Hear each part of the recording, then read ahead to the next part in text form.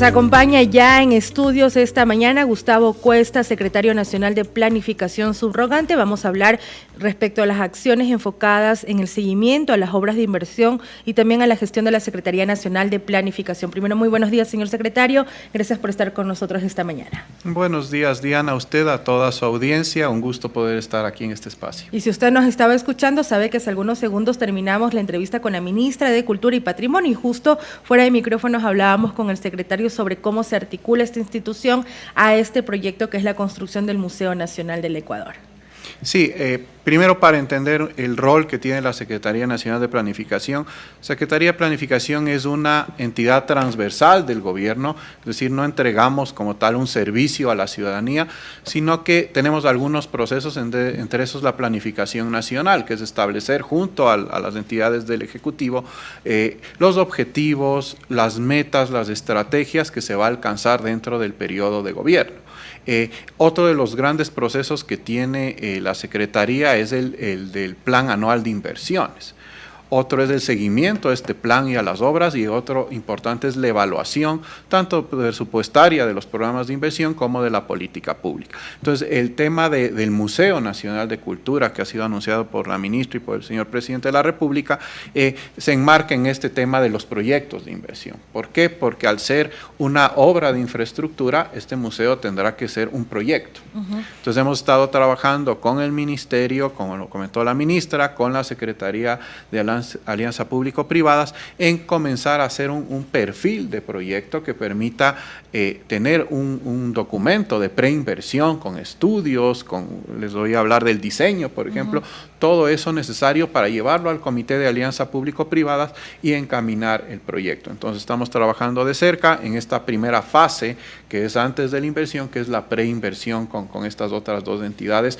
Es un tema que el país lo necesita, que sería muy importante impulsarlo para el bien de todas las piezas que están guardadas, como comentó la ministra, y que hoy no se están exhibiendo al público. Claro, y con esto lo que significa el patrimonio del país. Usted ha hecho una interesante introducción respecto a las competencias o a la esencia que tiene la Secretaría Nacional de Planificación, que coordina la programación y ejecución también del presupuesto del Estado, asegurando además que esté alineado con el Plan Nacional de Desarrollo.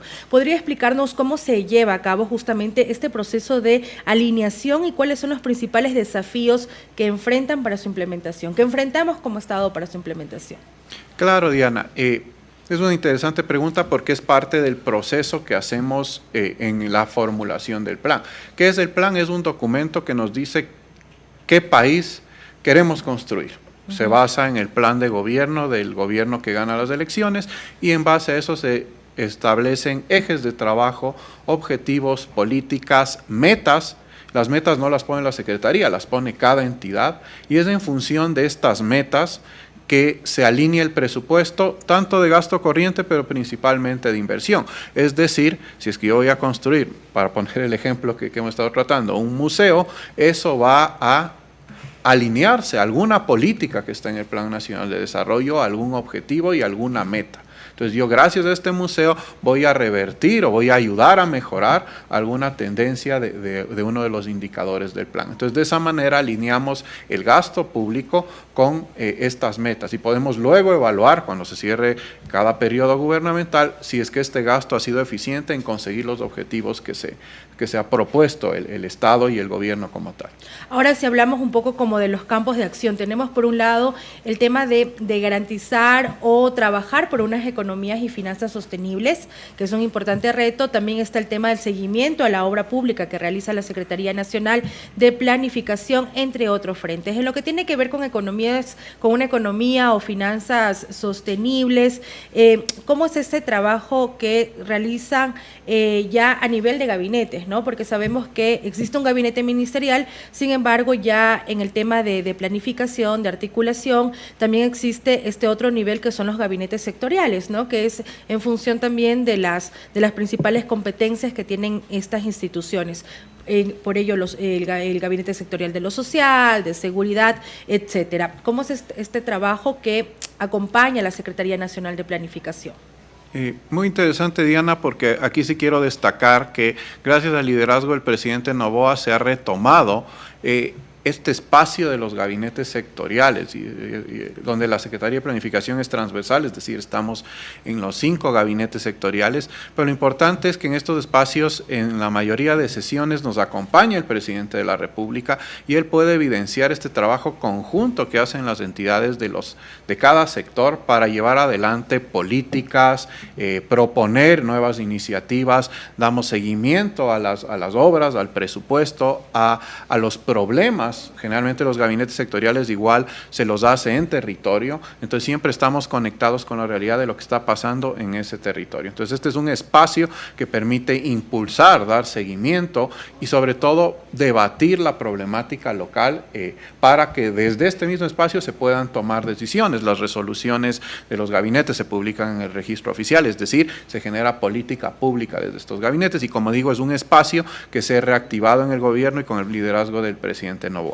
Para responder el tema de finanzas sostenibles es súper interesante lo que hemos venido trabajando con el Ministerio de Finanzas, con el Ministerio de Ambiente, ya que sí, nosotros tenemos un presupuesto general del Estado, como lo tienen todos los países, pero ¿cuánto de este presupuesto está ayudando a mitigar el cambio climático, a proyectos de adaptación contra el cambio climático? Entonces, vienen todas estas iniciativas de finanzas sostenibles, no solo del lado de que el presupuesto se pueda sostener, es decir, que tengamos los ingresos para cubrir el gasto, sino también de cómo hacemos que este presupuesto pueda mejorar las condiciones ambientales, energía limpia, ese tipo de cosas. Entonces, la Secretaría Nacional de Planificación, junto al Ministerio de Finanzas, junto al Ministerio de Energía, es parte de la mesa de finanzas sostenibles y desde ahí se están impulsando proyectos con entidades públicas, privadas, GATS, para mejorar y darle este componente de mejora y de calidad ambiental a los proyectos tanto públicos, privados y de los GATS. Ahí también quiero aprovechar el espacio para dar una buena noticia también a la ciudadanía, que es que en esta semana el Ecuador, en un trabajo que lo ha hecho el Ministerio de Medio Ambiente, ya ha publicado, ya ha remitido a Naciones Unidas su segunda NDC. ¿Qué es la NDC? La NDC es un documento que como país nos comprometemos a reducir emisiones de aquí al 2035 y con mayor plazo. Entonces, es el segundo ejercicio que hace el Ecuador. La Secretaría y un montón de otras entidades públicas, GATS, han estado inmersas en este proceso y esto se aprobó hace un mes en el Comité de Cambio Climático, pero esta semana ya se remitió a Naciones Unidas este documento, que es un compromiso del Ecuador, a pesar de que el Ecuador es un país pequeño que no hace emisiones de carbono, somos solidarios de este problema y hemos hecho nuestra segunda NDC, que como digo, no era obligatoria para el caso del Ecuador. Porque, sin embargo, la crisis climática sí impacta en países como Ecuador y lo vimos, creo que de manera mucho más, lo palpamos mucho mejor el año pasado, ¿no? Con el tema de la sequía, el estiaje, etcétera. Ahora bien, usted que tiene la información global del tema de las inversiones en obras públicas, ¿hacia dónde estamos marchando? O sea, este Plan Nacional de Desarrollo que básicamente es como usted planifica la familia en la que yo me quiero convertir, la familia que quiero ser, incluyendo lo que queremos tener, como queremos que sea nuestra casa, qué escuela queremos que vayan nuestros hijos, por ejemplo. Si ese ejemplo tan cercano, tan de economía familiar, lo trasladamos a un tema estatal, ¿cuál es el país que se está construyendo y cuáles son aquellas obras clave para la construcción de ese país, para la construcción de ese desarrollo? Usted señalaba el enfoque que ha tenido este gobierno y yo recuerdo, no sé si es exactamente la frase que se había aplicado, sino que hay que dejar como de administrar la crisis y pasar ya a un tema de planificar el desarrollo. ¿Cuál es ese desarrollo que se está planificando? Ahí, para responder la pregunta, quiero iniciar comentándoles cuáles son los ejes que tiene el Plan Nacional de Desarrollo para el Nuevo Ecuador, que son 4, que son el eje social, el eje de infraestructura y medio ambiente, el eje de desarrollo económico y el eje institucional. Pero lo que quiero destacar, y un poco va alineado a la segunda parte de su pregunta, es que en el eje social está toda la estrategia estatal y del gobierno para el tema de seguridad. ¿Por qué no hay un eje de seguridad aislado?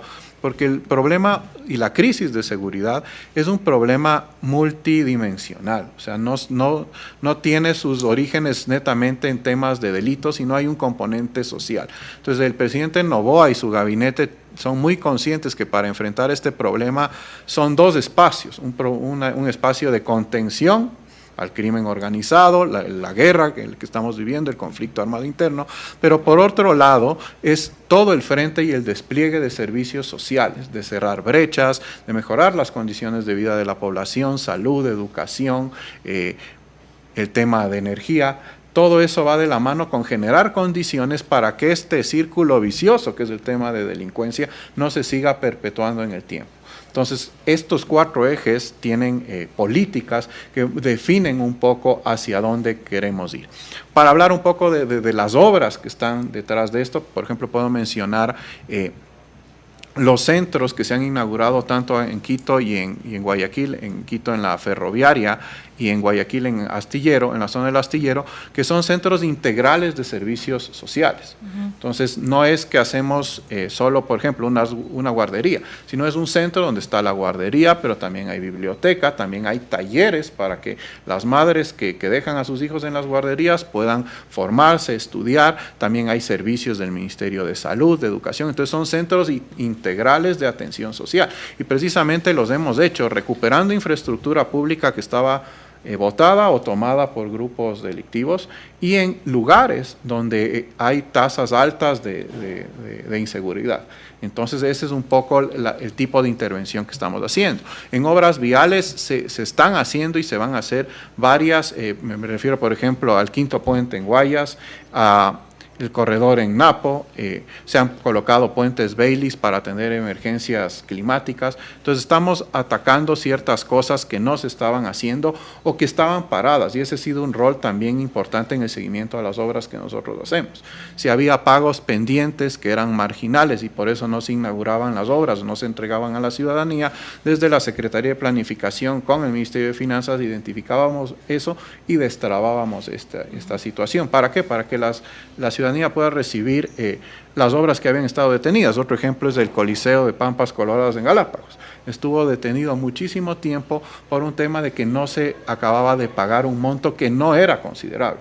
Entonces ahí es donde viene todo el tema de la priorización y la planificación. Cómo permitimos que destrabar estas obras y a la vez iniciamos con nuevos proyectos. Ahora, conocemos muy bien que no es un tema exclusivo de Ecuador, es regional y tal vez mundial, que las economías no han avanzado a ritmos que antes estaban avanzando. Caso Estados Unidos también, caso China, que si bien ha crecido, no ha crecido en los porcentajes que anteriormente lo estaba haciendo. Este tema económico también es una preocupación para la ciudadanía y sobre todo por el tema de la calidad de servicios que puede comenzar a recibir en temas como salud, por ejemplo. En salud, ¿qué es lo que se ha invertido? ¿Qué es lo que se ha priorizado? ¿Y qué es lo que se encuentra también en planes, ¿no?, para continuar ejecutando? En números generales, para este año se espera la entrega de 150 obras, entre esas varias de... Hablamos 150 obras en salud en general, o en general. En general, previstas, ¿no? Pueden haber nuevas, que es lo que esperamos también.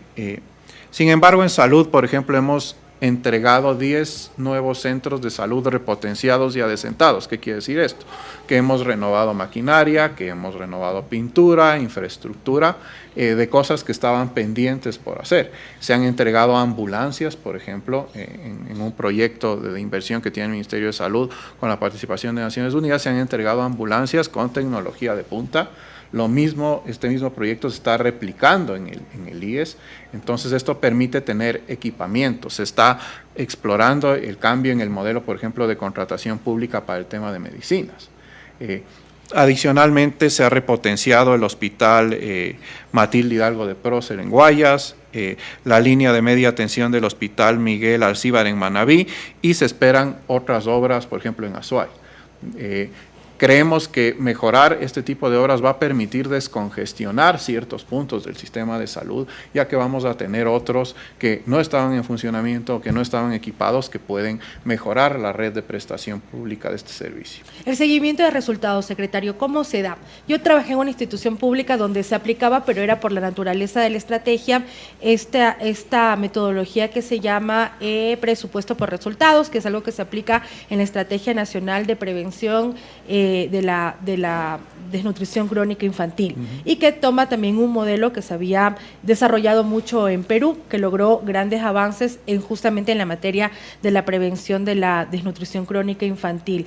Pero ¿cómo es, en líneas generales, el seguimiento que ustedes dan para que efectivamente las instituciones primero ejecuten el presupuesto que tienen, que es muy importante? Porque claro, también existe algo que se ha hecho un poco evidente en el sector público, de que a veces hay funcionarios que tienen a su cargo la ejecución de presupuesto, pero no lo hacen porque el momento político, por ejemplo, que sea un año electoral, o porque existe este miedo tal vez mal infundado del trabajo que realiza la Contraloría. Y eso ya lo digo más como una experiencia personal de cosas que yo he visto, ¿no? Este miedo a que no comprar tal cosa porque puede caerte Contraloría. Sin embargo, el resultado de esto es que efectivamente no se ejecuta el presupuesto y no se cumplan los objetivos que están atados a esa ejecución presupuestaria.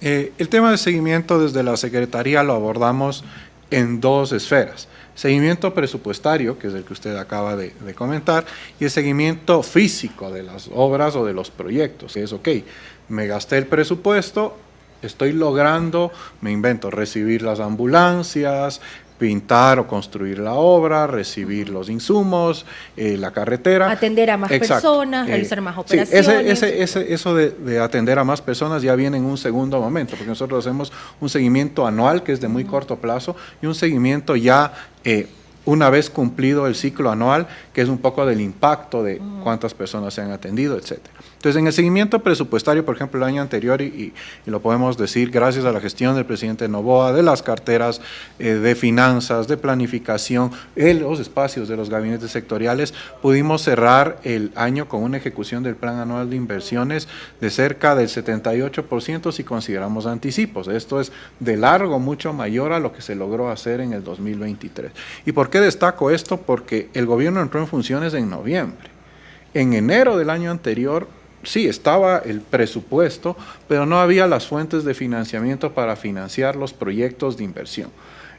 Igual, en paralelo, gracias a esta ejecución y con el trabajo que se ha hecho desde planificación, desde el Ministerio de Finanzas, hemos logrado empezar 2025 con el 92% de los proyectos de inversión financiados. Entonces, esto permite que las entidades sigan ejecutando como que no hubiese habido corte. Claro que los primeros meses del año tienen otra dinámica por la naturaleza de los procesos contractuales, pero ya no existe esta traba que sí tuvimos el año anterior hasta más o menos mayo, que había que aprobar nuevo presupuesto, que no había fuentes de financiamiento. Entonces, sí se ha logrado dinamizar la cadena de pagos, este círculo virtuoso en este caso de la inversión pública, porque el momento que yo logro entregar anticipos, logro entregar financiamiento para las obras, esto a la vez hace que se contraten proveedores y se reactiva el empleo. Y el tema de las partidas plurianuales también, ¿no? Que lo señalaba el otro día el Ministerio de Transporte y Obras Públicas, que ha logrado ya mediante estas partidas plurianuales no detener ciertos servicios que brindan empresas. Sí, nosotros hemos trabajado con finanzas y claro, con entidades, por ejemplo, el caso de transporte es un ejemplo muy claro. Hay obras que no se van a ejecutar solo este año, porque son procesos que tienen una planificación bianual, trianual. Entonces, el momento que podemos entregarles una certificación plurianual, ellos ya pueden planificar cómo se va a gastar y tener un cronograma mejor realizado del impacto de la obra, ¿no? Le preguntaba lo de la ejecución porque trascendió hace algunos días en un medio de comunicación que no la ejecución del Ministerio del Interior. Tal vez existe alguna explicación que se pueda dar desde la Secretaría de Planificación. ¿Es así como se presentaron las cifras o no? En el caso del Ministerio del Interior, en lo que refiere a inversión, que es lo que yo estoy comentando, sí hay algunos proyectos que se financian con recursos públicos, fiscales, por decirlo así, y otros que se financian con endeudamiento público. Entonces, sí ha habido un par de problemas en un par de proyectos que generalmente vienen con financiamiento externo.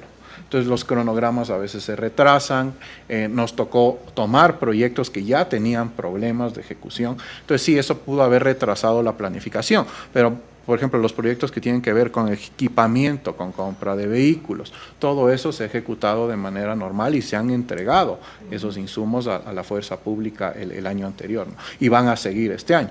A pesar de los problemas que hubo en uno de los proyectos que comento, igual se inauguraron 2 UVCs, unidades de vigilancia comunitarias, que son más grandes que las UPCs y que tienen servicios más amplios del bloque de seguridad y también del gabinete social. Entonces, a pesar de eso, hemos logrado destrabar ciertas cosas y seguir.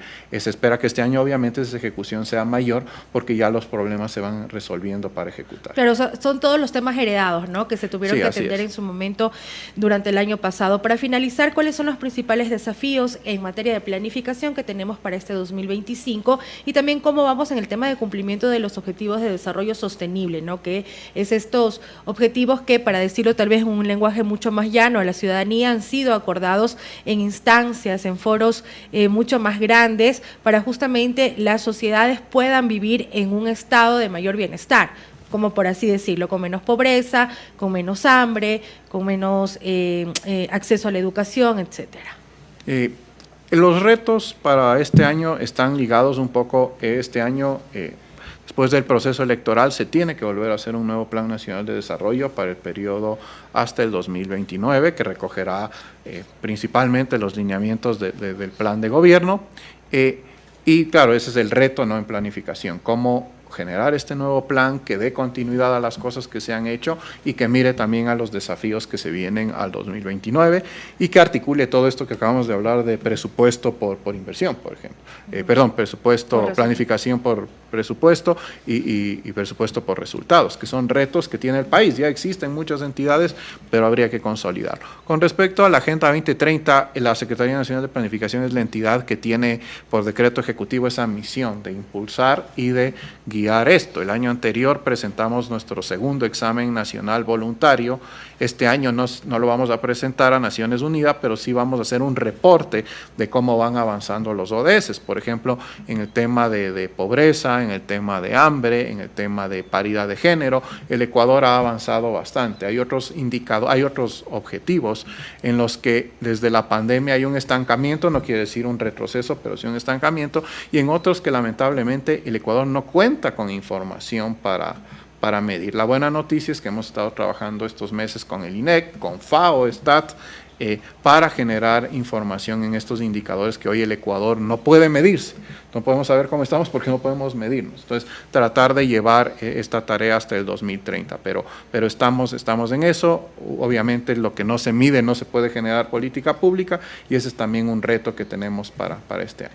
Nuestra próxima entrevista será respecto a una escuela de liderazgo dirigido a mujeres científicas. Y a propósito de la entrevista que vamos a tener, me gustaría también conocer cómo lo que se tiene que trabajar en este enfoque, en el fomento de las ciencias, en los avances científicos, están contemplados en el Plan Nacional de Desarrollo y cómo se los contempla. En el Plan Nacional de Desarrollo hay varias políticas que tienen y que plantean este enfoque de género, pero no solo está en el plan, también está en la práctica.